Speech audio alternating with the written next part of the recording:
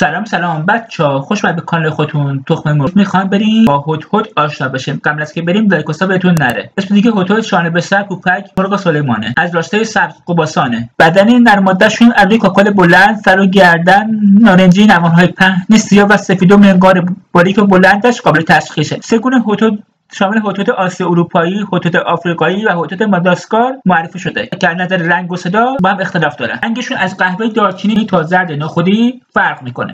نرم ماده هدهد دکشک نیستن. در هنگام هیجان زدگی احساس خطر و ترس پرهای بلند کاکل روی سرش حالتی چتر مانند باز میکنن. این پرها به رنگ قهوه‌ای روشن مایل به نارنجی میباشند که هر کدوم از آنها کیسیا یا حاشیه سفید داره. وسط باد بزنی با تاجی زیبا روی شرش خودنمایی میکنه. در حالت عادی آرام اغلب به صورت چتری روی شرش قرار داره. نام پرواز بالاهای گرد و قهوه‌ایش با نوارهای پهن سفید و سیاه مانند پروانه بزرگ خودنمایی میکنه. پروازی موجی شکل و سری داره. در پرواز به آرامی پربارش را حرکت میده. در این وضعیت روی دوم سیاه هشت نوار پهن سفیدی دیده میشه. آرامی روی دو پای کوتاهش راه میره و علاقه زیادی به غلطیدن روی شن خاک داره. به منظور تمیز کردن پربال از آلودگی‌ها داره. با نوک منحنی باریک و بلندش شکاف درخت و دیوارهای گلی و سنگی را میکنه و حشرات و لارو آنها را جستجو میکنه. چشمانی سیاه و تیزبین داره. به خوبی قابلیت رزربایی منابع آبی را داره. هدهد ماده در هنگام لانه‌سازی و پرورش جوجه‌ها از انتهای بدنش ترشحات بدبویی خارج میکنه. موجب میشه تا بسیار بد از دل بیرون بیاد. این بو شکارچر این جانور و انگل‌ها را فراری میده. خاصیت ضد میکروبی نیز داره. این ترشحات با خروج جوجه‌ها از لانه